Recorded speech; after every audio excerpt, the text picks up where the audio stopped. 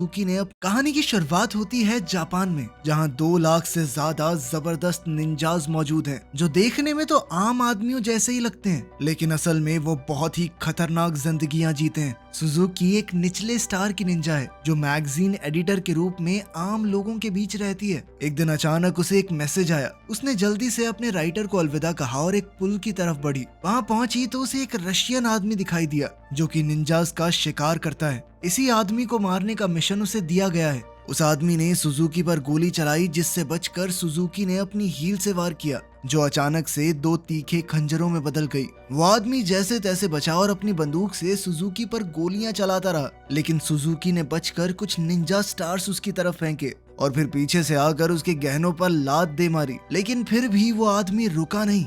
उस पर सुजुकी के करंट वाले डंडे का भी असर नहीं हुआ और उसने सुजुकी को जमीन पर पटक दिया। कुछ दूरी से एक दूसरा निंजा ये सब कुछ देख रहा था। इस निंजा का नाम केटो है, जो कि एक हाई रैंक निंजा है। अब वो उसे गोली मारने ही वाला था कि ऐन वक्त पर उसकी बाजू में एक टूथपिक आकर लगी। जैसे ही उसने पलट कर देखा तो एक लड़का उसकी तरफ भागता हुआ आ रहा था। ये भी एक निंजा है जिसका नाम है कुरो। कुरो ने बहुत ही आसानी से उस रशियन आदमी को हरा दिया और आखिर में चोक होल्ड करके खत्म कर दिया। उसने सुजुकी से कहा कि मैं जा रहा हूँ, आप बाकी का काम संभाल लेना। ये सुनकर सुजुकी एकदम शॉक हो गई। उसने सोचा, कैसा आदमी है ये? तुम किसी और को अपना क्रेडिट क्यों लेने दे रहे हो? जिस पर कुरो ने कहा कि इतना काम नहीं करना मुझे, मैं घर जा रहा हूँ सोने। कुरो निंजा तो बढ़िया था, लेकिन साथ ही बहुत आलसी भी, और अब वो चुपचाप वहां से चला गया। वो इस वक्त एक पुराने सस्ते घर में रहता है। घर पे अकेले बोर होते हुए वो फूंक मार मार के टूथपिक का तीर बनाने की प्रैक्टिस करता रहता है। तभी अचानक कोई उसके कमरे में बिना आवाज किए घुस गया। ये उसका सीनियर केटो है, जो यहाँ पर उसे एक मिशन देने आया है। वर्ल्ड वॉर 2 के बाद कुछ बुरे निंजाज ने मिलकर एक खतरनाक ग्रुप बनाया था, जिसका नाम है अंडरग्राउंड निंजास। खुफिया जानकारी के हिसाब से उन्होंने जोटेन हाई स्कूल में घुसकर वहाँ पर कब्जा कर लिया है। ये स्कूल बना भी एक खास जगह पर है, जहाँ पहले टूटा फूटा नेतानो मिलिट्री स्कूल हुआ करता था, जहाँ अभी भी लड़ाई के वक्त के कुछ राज छुपे हुए हैं। कुरो का मिशन है कि उसे अंडर कवर जाकर उनके प्लान का पता लगाना है। उसके मिशन में मदद करने के लिए केटो ने उसे एक खास सूट दिया। इस सूट की मदद से वो गायब हो सकता था, लेकिन सिर्फ ऊपर ऊपर से। जब कुरो इस सूट के साथ टाइम पास कर रहा था, तभी टॉयलेट से कुरो की एक दोस्त की आवाज आई, जो कि टॉयलेट पेपर मांग रही थी। वो सीट से बहुत दूर रखा हुआ था। उसने कुरो से कहा कि अगर मेरी तरफ देखा ना तो बहुत मारूंगी, समझा? उसकी बात मानते हुए कुरो दीवार पर चढ़कर लड़की के ऊपर से उसे ना देखते हुए टॉयलेट पेपर तक पहुंच गया, लेकिन आखिर में टॉयलेट पेपर पकड़ाने के लिए लड़की की तरफ मुड़ गया, जिसके लिए उसके मुंह पर चप्पल लगी। अगली सुबह कुरो जोटैन हाई स्कूल पहुंचा। जब उसे पता चला कि उसे एंट्रेंस एग्जाम देना पड़ेगा तो वो बहुत ज्यादा परेशान हो गया। उसने एक बार के लिए तो सोचा कि क्या ही करना है, मिशन पूरा करके छोड़ ही देता हूँ, लेकिन फिर उसे केटो का डर सताने लगा। अब वो सोचने लगा कि आखिर एंट्रेंस एग्जाम कैसे पार करूं। अपने थकान भरे लेकिन खूबसूरत चेहरे के साथ कुरो ने जल्द ही नोगुची का ध्यान खींच लिया, जो कि एक स्टूडेंट है और दोबारा से एग्जाम दे रही है। क्लास में घुसने के बाद कुरो ने नीचे देखते हुए क्लास का एक चक्कर लगाया और फिर नोगुची के पास जाकर बैठ गया। उसे यकीन था कि ऑर्गेनाइजेशन के लोगों ने कुरो के पास होने की तैयारी पहले से कर रखी होगी। उन्होंने फर्श पर रंग बिरंगे चावल के दाने से आंसर की बनाई हुई थी। जैसे ही कुरो ने आंसर लिखने शुरू किए, नोगुची जोर से चिल्ला पड़ी। उसे लगा कि फर्श पर पड़े वो चावल के दाने किसी तरह के कीड़े हैं। टीचर ने कहा कि अगर तुम्हें दिक्कत है तो इन्हें साफ कर दो, लेकिन कुरो ने सोचा कि भाई कुछ तो करना पड़ेगा। उसने अपनी इरेजर नीचे फेंकी और उसे उठाते हुए बड़ी सफाई से एक पेपर बॉल स्ट्रॉ में भर के नोगुची को मारी,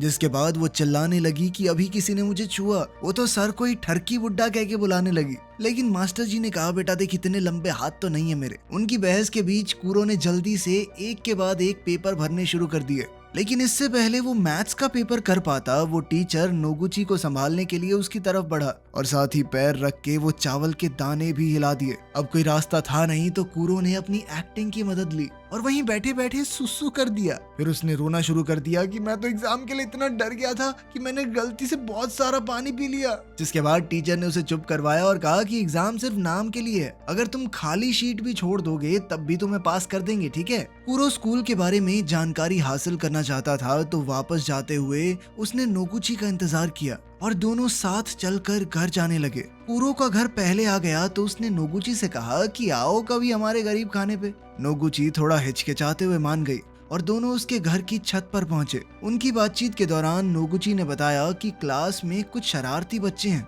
वो हो सकता है तुम्हें परेशान करें। एडा नाम का मेरा एक दोस्त है, उसे उन्होंने इतना परेशान किया कि वो क्लास आना ही छोड़ गया। साथ ही उसने बताया कि हमारे स्कूल के नीचे काफी खुफिया टनल्स हैं जो वर्ल्ड वॉर 2 के समय के एक खास मिलिट्री बेस तक जाती हैं। कुरो समझ गया कि शायद अंडरग्राउंड निंजा ग्रुप इसी मिलिट्री बेस के पीछे है। जब सूरज डूबने लगा तो नागुची ने कहा कि मुझे अब घर जाना चाहिए, लेकिन अचानक ही वो छत से फिसल कर गिर गई और उसके नीचे गिरने से पहले ही कुरो ने छलांग लगाकर उसे पकड़ लिया और नीचे गिरकर कुरो के सूट का सेफ्टी फीचर ऑन हो गया जो कि एक कुशन में बदल गया। नोगुची चिल्लाते हुए खुले मुंह के साथ ही बेहोश हो गई, जिसके बाद कुरो उसे घर छोड़ाया।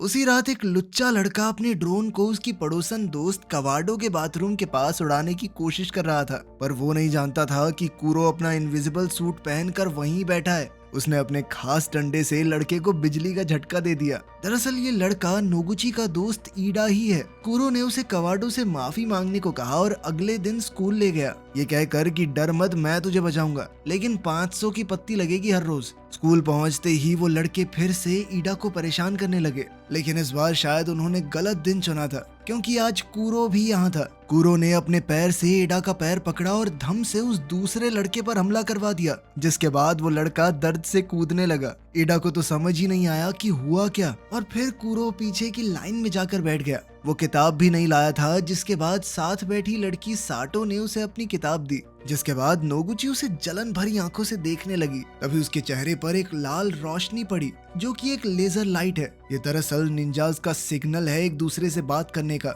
इसके बाद कुरो उठा और क्लास से बाहर चला गया। छत पर शियोन नाम का एक लड़का था, वो एक हाई रैंक निंजा है। उस दिन जब कुरो ने उस रशियन आदमी की छुट्टी की थी, उस दिन वो भी वहीं मौजूद था। इससे पहले वो लड़ाई में कूदता कुरो बीच में आ गया। कुरो की ही तरह वो भी स्कूल में एक अंडरकवर निंजा है, जिसका काम था ये पता लगाना कि अंडरग्राउंड निंजा ग्रुप में कौन कौन है। उन दोनों के साथ साथ एक और निंजा है जो यहाँ पर भेस बदल कर रह रहा है। वो इस वक्त स्कूल का डिसिप्लिन डायरेक्टर है। उसने कुरो को क्लास के बाद बॉयलर रूम में मिलने को कहा और फिर वहाँ से गायब हो गया। तभी कुरो ने देखा कि एडा फिर से मुसीबत में पड़ गया है। वो अपने ऊपर का शरीर गायब करके एक बक्सा मुंह पे पहनकर वहां पहुंचा और उन लड़कों में से एक ने कुरो को लात मारी ये जानने के लिए कि वो कौन है, लेकिन उल्टा वो खुद ही नीचे गिर गया।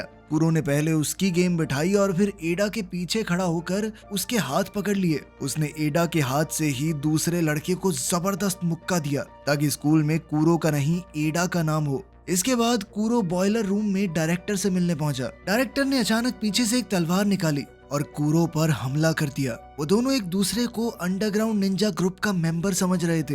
कुरो ने डायरेक्टर के हर एक वार का जबरदस्त जवाब दिया। जब उसे पता चला कि डायरेक्टर अंडरग्राउंड निंजा ग्रुप से नहीं जुड़ा हुआ तो उसने कहा कि पीछे हट जाइए, हमारी सैटेलाइट ने आपके ऊपर निशाना साध रखा है, अगर मैं चाहूँ तो 1 सेकंड में खत्म कर सकता हूँ आपको। लेकिन डायरेक्टर को लगा कि कुरो बकवास कर रहा है, उस जैसे लो क्लास निंजा के पास सैटेलाइट का एक्सेस हो ही नहीं सकता। लेकिन तभी आसमान से सैटेलाइट ने लेजर से हमला किया और डायरेक्टर की तलवार बीच से काट दी। डायरेक्टर समझ गया कि इससे पंगा नहीं लेना, जिसके बाद कुरो वहां से चला गया। बाहर निकलते ही उसने देखा कि उसकी क्लास की सबसे फेमस लड़की मित्सुकी उसका इंतजार कर रही थी। वो कुरो को देखकर कुछ अजीब से तरीके से मुस्कुराई और बिना कुछ कहे वहां से चली गई।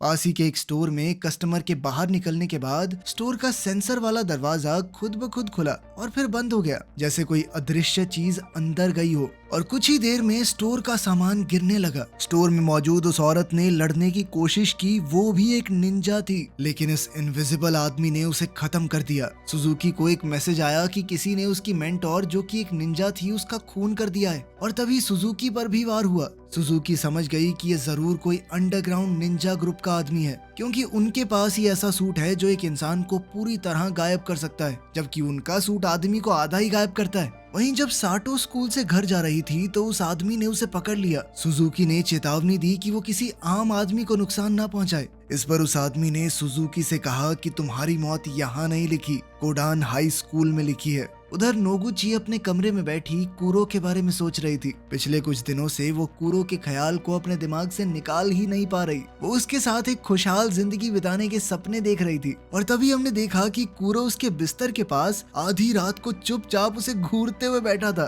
कूरो ने उसे बताया कि स्टोर में काम कर रही एक निंजा को मार दिया गया है और उसे डर है कि अंडरग्राउंड निंजा गैंग हमला करने वाली है। उनके स्कूल में बहुत ही जबरदस्त लड़ाई छिड़ने वाली है। उसने नागुची से कहा कि तुम कुछ दिनों के लिए स्कूल मत आना, ठीक है? और फिर बिना कुछ कहे कूरो खिड़की से बाहर कूदकर गायब हो गया। इसके बाद हम एक आदमी को इस तरह भागते हुए देखते हैं मानो कोई उसकी जान के पीछे पड़ा हो। अचानक एक निंजा स्टार उसका पीछा करने लगा और मौका मिलते ही उसकी टांग में जा घुसा, जिसके बाद वो आदमी गिर पड़ा। इस आदमी का नाम सारुटा है, जो पहले कूरो की टीम यानी NIN का ही एक निंजा था, लेकिन अब उसने वो ग्रुप छोड़ दिया था। जिसके बाद उसका पीछा कर रहे उस इनविजिबल आदमी ने कहा कि क्या वो अंडरग्राउंड निंजास के साथ जुड़ना चाहेगा। सारुटा इसके लिए 1 सेकंड में मान गया और कहने लगा कि लोगों को मारने में तो मुझे बहुत मजा आता है, बताओ कौन है टारगेट। पता चलता है कि जो इनविजिबल निंजास सभी निंजास को मार रहा था वो कोई और नहीं बल्कि सारुटा ही है।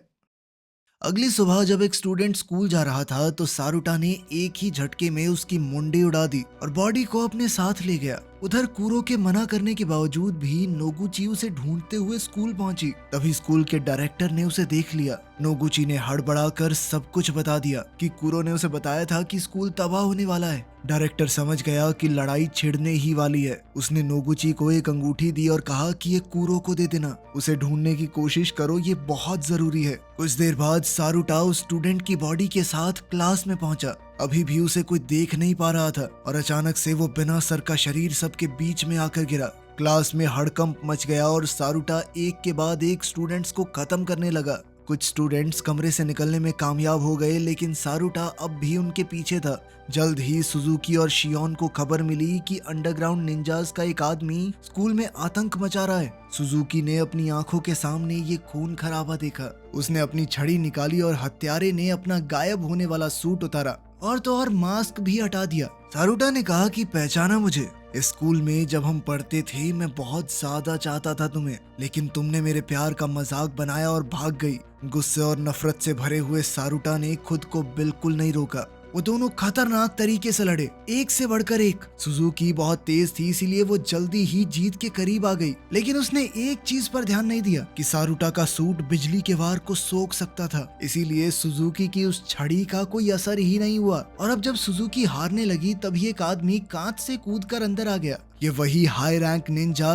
केटो है। उसके सामने सारुटा का टिक पाना लगभग नामुमकिन था। ये बात वो अच्छे से जानता था, इसीलिए उसने अपना मास्क पहना और चुपचाप गायब हो गया। लेकिन केटो को इस बात से कोई दिक्कत नहीं थी। उसने बिजली की रफ्तार से अपनी बाजू में एक चीरा मारा और सारुटा की तरफ अपना खून फेंक दिया ताकि उसके सूट पर निशान लग जाए और उसका गायब शरीर फिर से दिखने लगे। केटो ने सारुटा पर अपनी तलवार से हमला किया, लेकिन सारुटा के एडवांस सूट ने गुब्बारे की तरह फूल कर उसे बचा लिया और सारुटा मौका देखकर वहां से भाग निकला। वहीं नागोची अभी भी कूरो को ढूंढ रही थी। तभी वो घबराए हुए ईडा से टकरा गई। ईडा ने उसे बताया कि मैं, कूरो और एक तीसरा लड़का उन टनल्स वाले एरिया में गए थे। वहां पर अफवाह है कि एक रास्ता अंडरग्राउंड बंकर तक जाता है। मेरी और उस दूसरे लड़के की हिम्मत नहीं हुई अंदर जाने की, लेकिन अब मुझे कूरो के लिए डर लग रहा है। उधर कूरो को अंदर एक लड़की दिखाई दी। ये लड़की मित्सुकी है और वही है जिसने ये पूरा प्लान बनाया था। जितना कूरो ने सोचा था, मित्सुकी उससे बहुत ज्यादा ताकतवर थी। उसने मित्सुकी पर एक बम से हमला किया, लेकिन वो पल भर में उससे दूर एक दीवार पर एक उंगली से लटकी हुई थी। कूरो ने उस पर 2 हाई वोल्टेज केबल फेंकी, लेकिन उसने अपने नंगे हाथों से वो तारें पकड़ ली, मानो बिजली का उसके ऊपर कोई असर ही ना होता हो। वहीं सारुटो स्कूल में घूम रहा था। तभी उसके सामने शियोन आ खड़ा हुआ।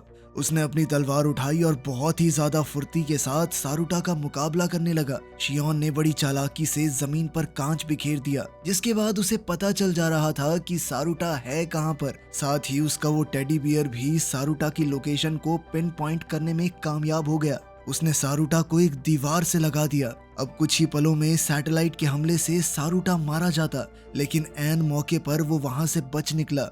शियोन उसके पीछे भागा और उसने छत पर सारुटा को पकड़ लिया।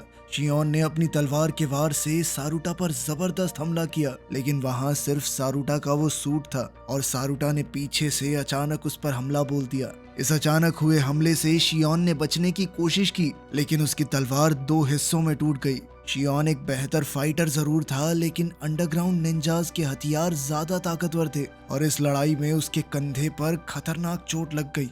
अब घायल और घबराए हुए शियोन के पास अपनी आधी तलवार से बचाव करने के अलावा कोई दूसरा चारा नहीं था। वो हारने ही वाला था, लेकिन तभी केटो ने वहां आकर बाजी पलट दी। उसने अपनी तलवार सारुटा के शरीर के पार करके उसका खेल खत्म कर दिया और आखिरकार शियोन की जान बच गई। वहां नीचे सुरंग में कूरो लड़ाई में हार रहा था। वो समझ गया था कि उसके लिए मित्सुकी को हराना लगभग नामुमकिन है, क्योंकि वो बहुत ज्यादा शक्तिशाली है उससे। लेकिन कूरो ये जानना चाहता था कि आखिर मित्सुकी चाहती क्या है, वो ये सब क्यों कर रही है। मित्सुकी ने आखिरकार सच बताया। उसने जानबूझकर झूठ बाहर फैलाया ताकि वो सभी निंजास को स्कूल तक ला सके, ताकि निंजास लेजर सैटेलाइट को एक्टिवेट कर दें और वो सैटेलाइट की लोकेशन का पता लगा सके। हैक किए हुए डेटा का इस्तेमाल करके इन्होंने सैटेलाइट का पता लगा भी लिया और अब उनका एक आदमी उस सैटेलाइट के पास पहुंच चुका है। उनके एक खास सूट स्पेस में भी काम करते हैं। उधर मित्सुकी ने कूरो पर एक खतरनाक हमला किया। मित्सुकी की जबरदस्त ताकत से कूरो लगातार अपना बचाव कर रहा था, लेकिन असल में वो सिर्फ वक्त काट रहा था कि कहीं से उसके दोस्त आ जाएं और उसे बचा लें। तभी वहां नागोची ईडा के साथ आई। नागोची ने कूरो को वो अंगूठी दी जो डिसिप्लिन डायरेक्टर ने उसे कूरो को देने के लिए कहा था। उसने वो अंगूठी पहनी और उसका एंटीना ऑन किया। तभी एक ड्रोन तलवार लेकर वहां आ गया। उसने वो तलवार उठाई और पैर से मित्सुकी की तरफ धूल उड़ाई और फिर मौका देखकर वार किया। दोबारा से दोनों ने डट कर एक दूसरे का सामना किया, लेकिन कूरो समझ गया कि मित्सुकी के ऊपर सीधा वार करना बेवकूफी है। उसे चकमा देकर अचानक हमला करना होगा। उसका गायब कर देने वाला सूट भी किसी काम का नहीं था, क्योंकि वो सिर्फ उसके ऊपर के शरीर को गायब करता था। सूट एक्टिवेट करने के बावजूद भी मित्सुकी उसे देख तो सकती थी। कूरो ने अपने दिमाग में कई बार सोचा कि अगर मैं ऐसे लड़ूं तो क्या होगा, लेकिन हर बार वो मारा जाता। आखिरकार उसे समझ आ गया कि वो इस तरह तो नहीं जीत पाएगा। उसके पास एक ही तरीका था मित्सुकी को हराने का। उसने जबरदस्त टेक्निक से सीधा हमला शुरू किया और वो अपनी जान की परवाह ना करते हुए आगे बढ़ गया, जिसके बाद उसकी तलवार मित्सुकी के आर पार हो गई और मित्सुकी की तलवार कूरो के। उसने मित्सुकी को धक्का देकर तलवार खींच ली। मित्सुकी वहीं ढेर हो गई। कूरो पहले ही अपनी पूरी हद तक पहुंच चुका था। वो लड़खड़ाता हुआ घायल होकर नीचे गिर पड़ा। नागोची ने जल्दी ही उसे उठाया और दोनों वहां से निकल गए। अंडरग्राउंड निंजा ग्रुप का एक आदमी सैटेलाइट के अंदर पहुंच गया था और उसने सिस्टम में वायरस अपलोड कर दिया, जिसके बाद पूरा लेजर सिस्टम उनके कंट्रोल में आ गया और जैसे ही उसने डायल घुमाया पावर लेवल मैक्सिमम हो गया। उस लेजर का टारगेट स्कूल में था, इसीलिए अब तो साइज बड़ा करने के बाद पूरा स्कूल लेजर से उड़ गया। धमाके के इस झटके से अंडरग्राउंड बंकर में कंपन हुई। बंकर टूटने लग गया और एग्जिट भी बहुत दूर है। नागोची और कूरो बाहर निकलने की कोशिश कर रहे थे, लेकिन कूरो बुरी तरह से घायल था। कूरो को लगा कि वो जिंदा तो नहीं बच पाएंगे, इसीलिए उसने अपना गायब होने वाला सूट उतारा और नागोची पर ढक दिया। अब सारा मलबा टूटकर इन दोनों के ऊपर ही गिर रहा था। कुछ देर बाद नागोची वहां से बाहर निकली, क्योंकि उस खास सूट ने उसकी जान बचा ली थी और कूरो ने दुनिया को बचाने के लिए अपनी जान का बलिदान दे दिया। लेकिन फिल्म के आखिर में हम कूरो के जुड़वा भाई जूरो को देखते हैं, जो न जाने क्यों नोगुची से मिलने आया था। वीडियो पसंद आई तो लाइक कर देना, चैनल को सब्सक्राइब कर देना। मिलते हैं अगली वीडियो में।